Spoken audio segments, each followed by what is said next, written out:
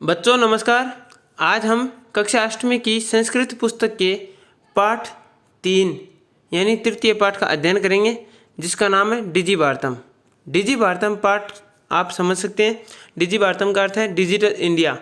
अभी आप देख रहे हैं डिजिटल इंडिया के तहत अभी वर्तमान समय में संपूर्ण जो कार्य है वो पहले कागज़ के ऊपर होता था और उससे भी पहले मौखिक रूप से होता था, लेकिन वर्तमान समय में हम बात करें तो ये डिजिटल इंडिया मोबाइल और कंप्यूटर के माध्यम से बहुत सारे कार्य हैं वो होने लगे। हम घर बैठे ही पैसे का लेन देन कर सकते हैं मोबाइल के द्वारा, कंप्यूटर के द्वारा। एक स्थान से दूसरे स्थान पर हमें किसी भी प्रकार से हम एक दूसरे से बात कर सकते हैं, अपने जितने भी कार्य होते हैं वो कर सकते हैं। तो इस प्रकार से डिजिटल इंडिया है, इसके संदर्भ में हमें इस पाठ को पढ़ना है। आप अपनी पुस्तक है वो पास रखिए और एक लेखनी यानी जो पेंसिल है, कच्ची पेंसिल, वो अपने पास रखिए। और जो मैं इस पाठ को आपको पढ़ा रहा हूँ तो उस पाठ के तहत जो अर्थ बता रहा हूँ वो आप अपनी जो पुस्तक है उसमें लिखिए, ताकि भविष्य में आपको इस वीडियो को न देखना पड़े और आप अपनी पुस्तक में ही वो लिखे हुए अर्थ के अनुसार अनुवाद कर सकें। तो बच्चों शुरू करते हैं इस पाठ को। पाठ में बताया है, प्रस्तुत पाठ डिजिटल इंडिया के मूल भाव को लेकर लिखा गया है। यह निबंधात्मक पाठ है। इसमें वैज्ञानिक प्रगति के उन आयामों को छुआ गया है जिनमें हम एक क्लिक द्वारा बहुत कुछ कर सकते हैं। यानी हम कंप्यूटर चला रहे हैं तो एक क्लिक में कुछ कर सकते हैं, मोबाइल चला रहे हैं तो हम एक क्लिक में कुछ भी कर सकते हैं। आज इंटरनेट ने हमारे जीवन को कितना सरल बना दिया है, ये आप सभी जानते हैं। इंटरनेट के माध्यम से हम कोई भी जो मुश्किल काम है वो आसानी से कर सकते हैं। एक स्थान से दूसरे स्थान पर हम पत्र व्यवहार कर सकते हैं। इस प्रकार से हम भौगोलिक दृष्टि से एक दूसरे के अत्यंत निकट आ गए हैं। भौगोलिक दृष्टि से मतलब जैसे एक स्थान पर रहते हुए व्यक्ति वो अपने स्थान पर ही कार्य कर सकता था पहले, लेकिन वर्तमान समय में एक स्थान पर बैठा व्यक्ति वो कंप्यूटर और मोबाइल के माध्यम से दूसरे स्थान पर बिना जाए वो कंप्यूटर और मोबाइल के माध्यम से जाकर सीधा कार्य कर सकता है। तो भौगोलिक दृष्टि से एक दूसरे के हम अत्यंत निकट आ गए हैं। इसके द्वारा जीवन के प्रत्येक क्रियाकलाप सुविधाजनक हो गए। ये आप सभी को पता है। आप अपने मोबाइल के द्वारा, कंप्यूटर के द्वारा एक स्थान पर बैठे बैठे ही आप हवाई टिकट है वो बुक कर सकते हैं, रेल टिकट बुक कर सकते हैं, एक स्थान से दूसरे स्थान पर पैसे भेज सकते हैं, बैंक का कार्य कर सकते हैं। इस प्रकार से ये क्रियाकलाप है वो सुविधाजनक हो गए हैं। ऐसे ही भावों को यहाँ हम सरल संस्कृत में व्यक्त किया गया है। तो इसमें जानेंगे हम क्या व्यक्त किया गया है।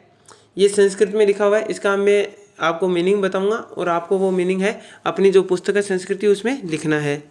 तो अब इसमें बताया है, अद्य संपूर्ण विश्वे डिजिटल इंडिया इत्यस्य चर्चा श्रूयते। अद्य यानी आज, संपूर्ण विश्व यानी संपूर्ण विश्व में, डिजिटल इंडिया इत्यस्य यानी इसका, चर्चा यानी चर्चा, श्रूयते यानी सुनी जाती है। इस लाइन का अर्थ हुआ, आज पूरे विश्व में डिजिटल इंडिया इस शब्द की चर्चा सुनी जाती है। डिजिटल इंडिया शब्द की चर्चा सुनी जाती है। अस्य पदस्य कः भावः इति मनसि जिज्ञासा उत्पद्यते। अस्य यानी इसका, पदस्य यानी पद का, कः यानी क्या, कह का मतलब कौन के अर्थ में होता है, लेकिन यहाँ पर क्या के संदर्भ में पढ़ेंगे। भाव है यानी भाव, इति यानी ऐसा, मनसि यानी मन में, जिज्ञासा यानी जिज्ञासा होना यानी जानने की इच्छा होना, उत्पद्यते यानी उत्पन्न होता है। तो इस लाइन का अर्थ होगा, इस पद का क्या भाव है, ऐसी मन में जिज्ञासा उत्पन्न होती है।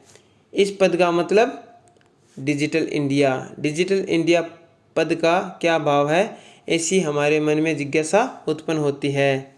काल परिवर्तनेन सह मानवस्य आवश्यकता अपि परिवर्तते। काल परिवर्तन के साथ ही या समय परिवर्तन के साथ ही मानव की आवश्यकता अपि यानी भी परिवर्तित यानी बदल रही है। तो इस लाइन का अर्थ हो गया, समय बदलाव के साथ ही या काल परिवर्तन के साथ ही मानव की आवश्यकता भी परिवर्तित हो रही है, या यूँ कहें मानव की आवश्यकता भी बदल रही है। प्राचीन काले ज्ञानस्य आदान प्रदानम मौखिकम आसीत्, विद्या च श्रुति परंपराया गृह्यते स्म। प्राचीन काल यानी प्राचीन काल में, ज्ञान से यानी ज्ञान का, आदान प्रदान यानी प्राप्त करना और वापस देना, इस प्रकार से आदान प्रदान करना। मौखिकम यानी मुँह के द्वारा बोला जाने योग्य, मौखिक। आसित यानी था, विद्या यानी विद्या ज्ञान, च यानी और, श्रुति परंपरा यानी श्रुति परंपरा के द्वारा, सुनने की परंपरा के द्वारा, गृह्यते यानी ग्रहण, स्म यानी था। तो इस लाइन का अर्थ है प्राचीन काल में या बहुत समय पहले या प्राचीन काल में ज्ञान का आदान प्रदान मौखिक था और विद्या श्रुति परंपरा के द्वारा ग्रहण की जाती थी या सुनने की परंपरा के द्वारा ग्रहण की जाती थी। अनंतरम तालपत्रोपरि भोजपत्रोपरि च लेखन कार्यम आरब्धम। अनंतरम यानी इसके पश्चात या यूँ कहे बाद में, तालपत्र के ऊपर, भोजपत्र के ऊपर, च यानी और, लेखन कार्य आरब्धम यानी आरंभ हुआ। बहुत समय पश्चात या उसके बाद तालपत्र के ऊपर और भोजपत्र के ऊपर लेखन कार्य आरंभ हुआ। यानी यहाँ पर बताया ना पहले मौखिकम, जो मौखिक थी, ज्ञान का आदान प्रदान मौखिक था। मौखिक का मतलब ये है जैसे मान लो एक व्यक्ति के पास ज्ञान है तो वो केवल और केवल बोलेगा, वो बोलकर ही दे सकता है, ना तो उसके पास संसाधन होते थे प्राचीन काल में कि वो लिख सके, लिखने का भी साधन नहीं था, तो वो केवल अपने पास जो ज्ञान है वो बोलकर ही दे सकता था। और दूसरा जो सामने बैठा व्यक्ति है वो जो ज्ञान है या विद्या है उसका ग्रहण करना चाहता था तो वो श्रुति परंपरा के द्वारा यानी सुनकर ही ग्रहण कर सकते थे। तो आप ये समझ सकते हैं प्राचीन काल में जो गुरुकुल परंपरा हुआ करती थी उसमें बच्चे गुरु के द्वारा बोले गए ज्ञान को अपने मस्तिष्क में मस्तिष्क में स्थापित करते थे, सीधे की सीधे सुनकर कानों के द्वारा ग्रहण करते थे। ऐसे आप समझ सकते हैं। आगे इसमें है, फिर इसमें बताया ना उसके बाद तालपत्र के ऊपर और भोजपत्र के ऊपर लेखन कार्य आरंभ हुआ।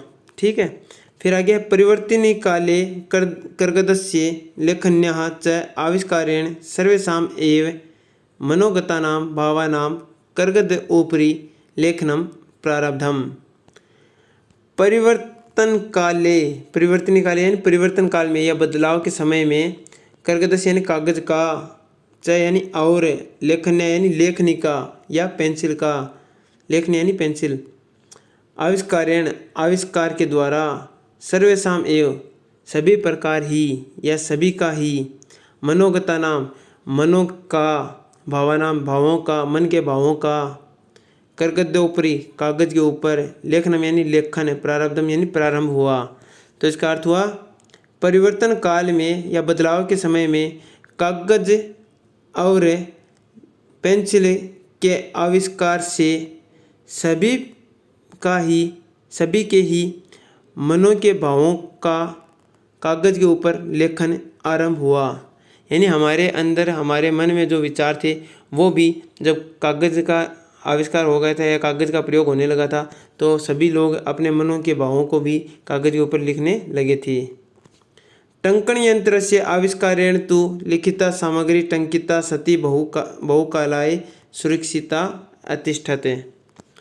टंकण यंत्र से, टाइपराइटर मशीन जानते हो आप, जैसे आप कहीं गए हो, अभी तो क्या है वर्तमान समय में कंप्यूटर में जैसे प्रिंटिंग मशीन होती है सीधी वो प्रिंट कर देती है, लेकिन एक वो भी है जो आप कभी कलेक्ट्रेट गई हो अपने पास में जहाँ राज के कार्य होते हैं, सरकारी कार्य, तो वहाँ आपको देखने को मिलेगा एक टाइपिंग मशीन होती है, उसमें टाइप किया जाता है। ठीक है, जैसे हम मान सकते हैं जैसे कीबोर्ड से टाइप करते हैं वैसे मान लो। ठीक है, तो उस टंकण यंत्र के आविष्कार से यानी टाइपिंग मशीन के आविष्कार से या टाइपिंग मशीन यंत्र के आविष्कार से तो यानी तो लिखिता सामग्री लिखी हुई सामग्री, टंकिता सती बहुकालय छपी हुई होने पर बहुत समय तक, सुरक्षिता अतिष्ठित सुरक्षित हो गई।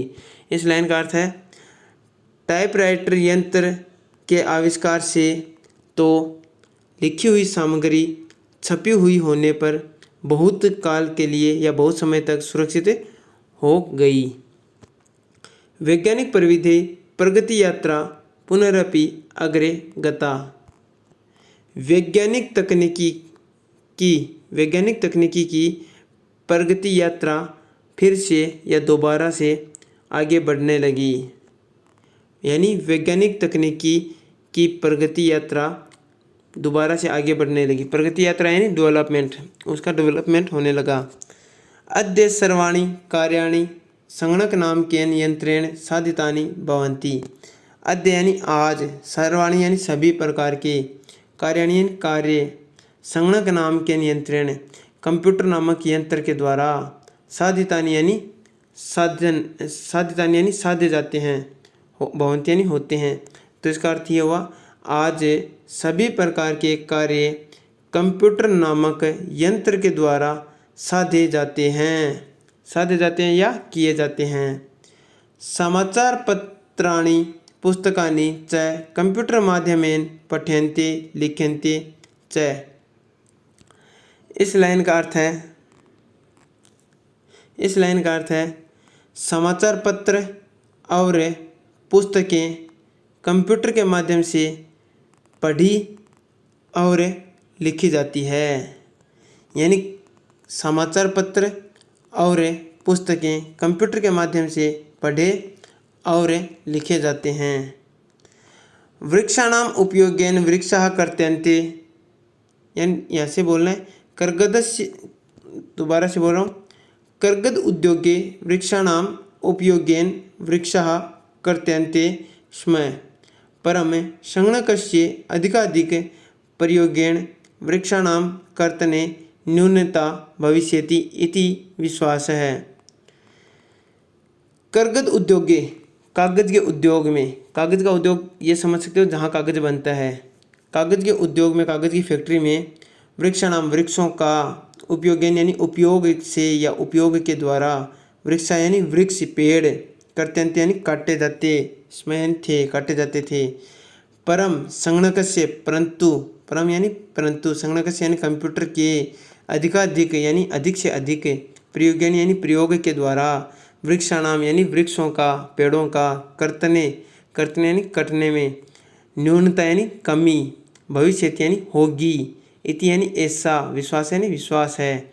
इस लाइन का अर्थ है कागज के उद्योग में, कागज की फैक्ट्री में पेड़ों के उपयोग के द्वारा पेड़ों को काटा जाता था, परंतु कंप्यूटर के अधिक से अधिक प्रयोग के द्वारा पेड़ों के कटने की न्यूनता होगी, पेड़ों के कटने में कमी आएगी, ऐसा विश्वास है। अनेन पर्यावरण सुरक्षायाः दिशि महान उपकारो भविष्यति। अनेन यानी इसके द्वारा, पर्यावरण सुरक्षा यानी पर्यावरण सुरक्षा की, दिशि यानी दिशा में, महान यानी महान, उपकारो यानी उपकार, भविष्यति यानी होगा। इस लाइन का अर्थ है इसके द्वारा पर्यावरण सुरक्षा की दिशा में महान उपकार होगा। अनेन का मतलब ये इसके द्वारा, मतलब ये संगणक के द्वारा, है ना। संगणक की वजह से तो पेड़ों में कमी आ रही है, कंप्यूटर के द्वारा ही तो पेड़ों में कमी आ रही है कि कंप्यूटर में इतने सारे काम हो जाते हैं जिनमें कागज़ की आवश्यकता नहीं होती, इसलिए। और पर्यावरण सुरक्षा की दिशा में महान उपकार होगा कंप्यूटर आने से। आगे इसमें अधुना आपणे वस्तु कार्यार्थम रूप्यकाणाम अनिवार्यता नास्ति। अधुना यानी अब, आपने यानी बाजार में, वस्तु कार्यार्थम यानी वस्तु खरीदने के लिए, रूप्यकाणाम यानी रुपयों की, अनिवार्यता यानी अनिवार्यता, ज़रूरत, नास्ति यानी नहीं है। इस लाइन का अर्थ ये है अब बाजार में वस्तु खरीदने के लिए रुपयों की अनिवार्यता नहीं है।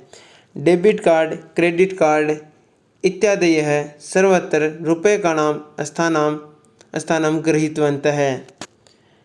डेबिट कार्ड, क्रेडिट कार्ड आदि की सर्वत्र यानी सभी जगह, रुपयों की का स्थान गृहीतवन्तः यानी ग्रहण किया है। तो इस लाइन का अर्थ ये है डेबिट कार्ड, क्रेडिट कार्ड आदि ने सभी जगह रुपयों का स्थान ग्रहण कर लिया है। डेबिट कार्ड, क्रेडिट कार्ड आप जानते होंगे जिनसे हम शॉपिंग करते हैं, हम बैंक में जाते हैं, एटीएम में डेबिट कार्ड डालकर पैसे निकालते हैं, वो वाला। आगे इसमें बताया है वित्तकोशस्य बैंकस्य च अपि सर्वाणि कार्याणि संगणकयंत्रेण सम्पाद्यन्ते। वित्तकोशस्य का मतलब वित्त यानी धन, कोशस्य यानी धन जहाँ रखा जाता है तो उसको कहा जाता है बैंक, तो हम कह सकते हैं बैंकस्य, वित्तकोशस्य बैंकस्य एक ही बात है। बैंक के च यानी और, अपि यानी भी, सर्वाणि यानी सभी प्रकार के, कार्याणि यानी कार्य, संगणक यंत्र के द्वारा, कंप्यूटर यंत्र के द्वारा, संपादित यानी संपादित किए जाते हैं, या ये कर सकते हैं। करते हैं। इस लाइन का अर्थ है और ये इसमें बता दिया ना, डेबिट कार्ड क्रेडिट कार्ड आदि ने सभी रुपयों का स्थान ग्रहण कर लिया है और बैंक के भी सभी प्रकार के कार्य कंप्यूटर यंत्र के द्वारा संपादित किए जाते हैं। कंप्यूटर यंत्र के द्वारा किए जाते हैं। बहुविधाः अनुप्रयोगाः मुद्राहीनाय विनिमयाय सहायकाः सन्ति। इसका अर्थ जानना है। बहुविधाः बहुत प्रकार की, अनुप्रयोगा यानी ऐप जानते हो आप। व्हाट्सअप जैसे आप मोबाइल में प्ले स्टोर में आप एप्लीकेशन देखते हो तो वो सारी एप्लीकेशंस है, उनको अनुप्रयोगा कहा गया है। बहुत प्रकार की एप्लीकेशंस कैशलेस ट्रांजैक्शन में सहायक है। ये जो लिखा है ना, मुद्राहीनाय विनिमयाय, मुद्राहीनाय यानी बिना मुद्रा के, विनिमयाय यानी खरीदना, है ना, मतलब विनिमय यानी बिना मुद्रा के लेन देन करना। तो इस मुद्राहीनाय विनिमयाय का अर्थ है कैशलेस ट्रांजैक्शन। इस लाइन का अर्थ बोल रहा हूँ। बहुत प्रकार के एप्लीकेशन से कैशलेस ट्रांजैक्शन सहायक होते हैं। आगे है, कुत्रापि यात्रा करणीया भवेत् रेलयान यात्रापत्रस्य वायुयान यात्रापत्रस्य अनिवार्यता अद्य नास्ति। कुत्रापि, कुत्र यानी कहाँ, अपि यानी भी, तो इसका अर्थ होगा कहीं भी। यात्रा यानी यात्रा, करणीय यानी करने के लिए, भवेत यानी होना चाहिए के अर्थ में। रेलयान यात्रापत्रस्य, रेलयान की यात्रा की टिकट, रेलयान की यात्रा की टिकट है। वायुयान यात्रापत्रस्य, वायुयान यानी हवाई जहाज की यात्रा का टिकट है। अनिवार्यता यानी अनिवार्य ज़रूरत है। अद्य यानी आज, नास्ति यानी नहीं है। तो इसका अर्थ है कहीं भी यात्रा करने के लिए रेलयान यात्रा टिकट, वायुयान यात्रा टिकट की अनिवार्यता आज नहीं है। कहने का मतलब ये है कि जो हाथ में एक टिकट ली जाती है, एक कागज़ का एक टिकट लिया जाता है, रेल में चढ़ते हैं तब हमें आवश्यकता होती है। वायुयान यानी हवाई जहाज में हम बैठते हैं तब हमें उसकी आवश्यकता होती है। लेकिन वर्तमान समय में ये कहा गया है आज उनकी आवश्यकता नहीं है। हमारे मोबाइल में भी वो होती है तो वो चल जाती है। इस प्रकार से आगे बताया, सर्वाणि पत्राणि अस्माकं चल दूरभाषयंत्रे ईमेल इति स्थाने सुरक्षितानि भवन्ति, यानी संदृश्ये वयं सौकर्येण यात्रायाः आनंदम ग्रहणीम। तो इसका अर्थ है सर्वाणि पत्राणि सभी प्रकार के पत्र, अस्माकं यानी हमारे, चल दूरभाष यंत्र यानी हमारे मोबाइल में, चल दूरभाषी यंत्र यानी मोबाइल में, ईमेल इति स्थाने ईमेल नामक स्थान पर, सुरक्षित यानी सुरक्षित, भवन्ति यानी होते हैं, यानी अर्थात यानी संदृश्य यानी दिखाकर, वयम यानी हम, सौकर्येण यानी सुख सुविधा से, आसानी से, यात्रा यानी यात्रा का, आनंदम यानी आनंद, ग्रहणीम यानी ग्रहण करते हैं। तो इसका अर्थ है सभी प्रकार के पत्र हमारे मोबाइल यंत्र में ईमेल नामक स्थान पर सुरक्षित होते हैं। यानी उन्हें, उन पत्रों को दिखाकर, यानी जो मोबाइल में ईमेल में स्थापित होते हैं, सुरक्षित होते हैं, ईमेल में जो पत्र सुरक्षित होते हैं उन्हें दिखाकर, संदर्श यानी दिखाकर, उन्हें पत्रों को दिखाकर हमें सुख सुविधा से या आसानी से यात्रा का आनंद ग्रहण करते हैं, उठाते हैं। ठीक है। आगे है, चिकित्सालय अपि उपचारार्थम रूप्यकाणां आवश्यकता अद्य न अनुभूयते। चिकित्सालय अपि, चिकित्सालय में भी, अस्पताल में भी, उपचारार्थम उपचार के लिए, रूप्यकाणां रुपयों की, आवश्यकता यानी आवश्यकता, अद्य यानी आज, न यानी नहीं, अनुभूयते यानी अनुभूति होती है। इस लाइन का अर्थ ये है चिकित्सालय में भी, या यूँ कहें अस्पताल में भी उपचार के लिए रुपयों की आवश्यकता आज नहीं अनुभूत होती है, यानी आज नहीं होती है। सर्वत्र कार्ड माध्यमेन ई बैंक माध्यमेन शुल्कम प्रदातुं शक्यते। सर्वत्र यानी सभी जगह है, कार्ड माध्यमेन यानी कार्ड के माध्यम से, ई बैंक माध्यमेन यानी ई बैंक के माध्यम से, शुल्कम यानी शुल्क, फीस, प्रदातुम यानी प्रदान करने के लिए, शक्यते यानी सकते हैं। तो क्या कहा है, सभी जगह कार्ड के माध्यम से, ई बैंक के माध्यम से फीस प्रदान कर सकते हैं। तद्दिनं न अतिदूरं यदा वयं हस्ते एकमात्रं चलदूरभाषयन्त्रम् आदाय सर्वाणि कार्याणि साधयितुं समर्थः भविष्यामि, यानी भविष्यामः। तद दिनम, तद यानी वह, दिनम यानी दिन, न यानी नहीं, अति दूरम यानी अति यानी बहुत, दूरम यानी दूर, यदा यानी जब, वयम यानी हम, हस्ते यानी हाथ में, एकमात्र यानी एकमात्र, चल दूरभाष यंत्र, चल दूरभाष यंत्र यानी मोबाइल यंत्र, आदाय, आदाय यानी लेकर, सर्वाणी यानी सभी, कार्याणी यानी कार्यों, कार्य, साधयितुम, साधयितुम यानी साधने के लिए, करने के, साधने के लिए या करने के लिए, समर्था यानी समर्थ, भविष्य में यानी होंगे।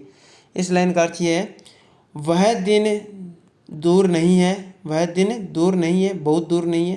दोबारा से बोलो, वह दिन बहुत दूर नहीं है जब हम हाथ में एकमात्र मोबाइल यंत्र लेकर सभी प्रकार के कार्य साधने के लिए समर्थ होंगे।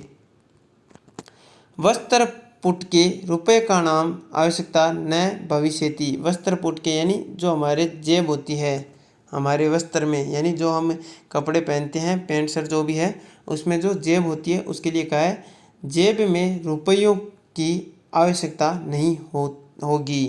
क्या कहा है? जेब में रुपयों की आवश्यकता नहीं होगी। पासबुक, चेकबुक इत्यनयोः आवश्यकता न भविष्यति। क्या कहा इसमें? पासबुक, चेकबुक आदि की भी आवश्यकता नहीं होगी।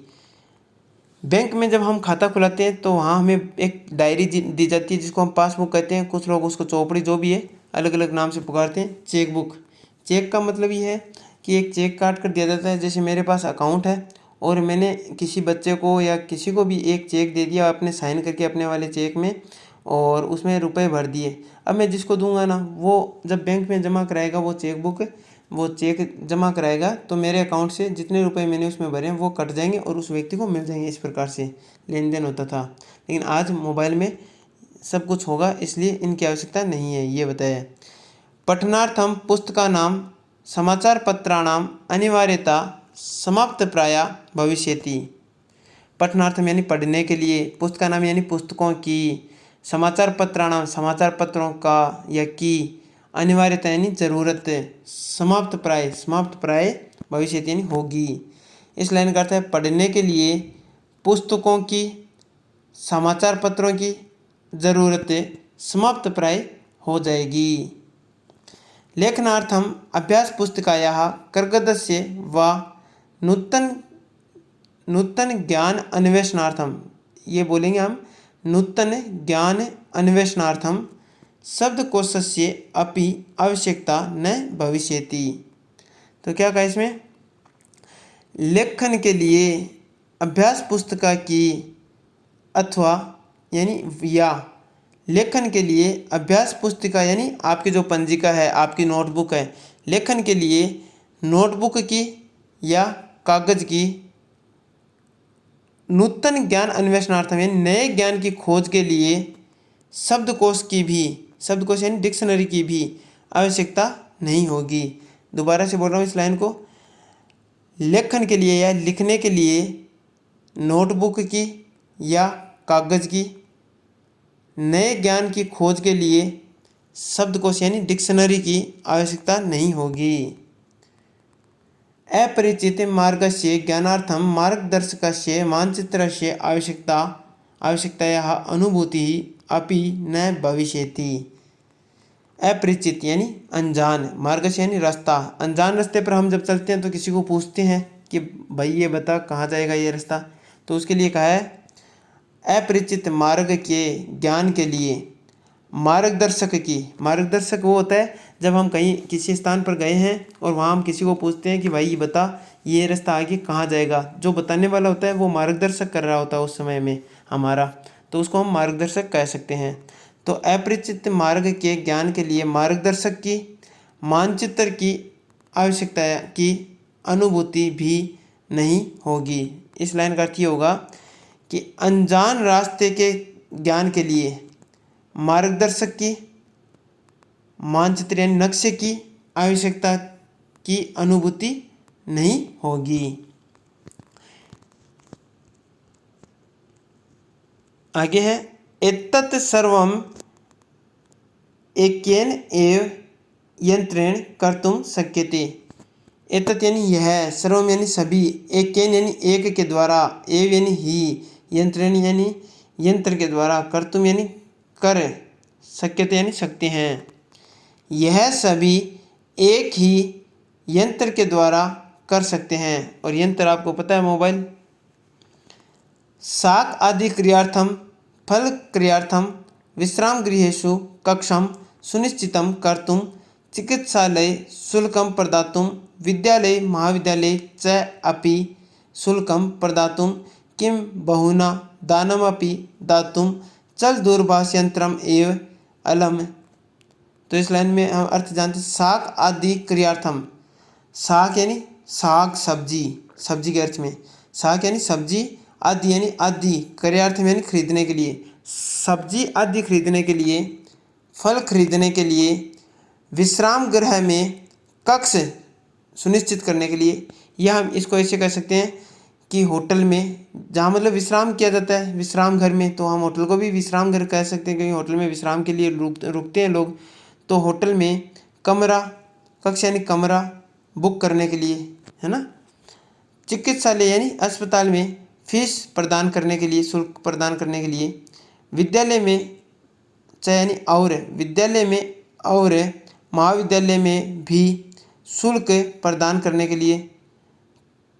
किम यानी क्या, बहुना यानी बहुत, दानमपि यानी दान भी, दातुम यानी देने के लिए, चल दूरभाष यंत्रम एव अलम, चल दूरभाष यंत्रम यानी मोबाइल, एव यानी ही, अलम यानी पर्याप्त है। तो इस लाइन का पूरी का अर्थ बोल रहे हैं। सब्जी आदि खरीदने के लिए, फल खरीदने के लिए, विश्राम गृह में कमरा बुक करने के लिए, चिकित्सालय में फीस प्रदान करने के लिए, विद्यालय और महाविद्यालय में शुल्क प्रदान करने के लिए, बहुत दान भी देने के लिए मोबाइल यंत्र ही पर्याप्त है, मोबाइल यंत्र ही पर्याप्त है। डिजिवार्तम इति अस्यां दिशि वयं भारतीयाः द्रुतगत्या अग्रसर आमः, यानी अग्रेसरामः।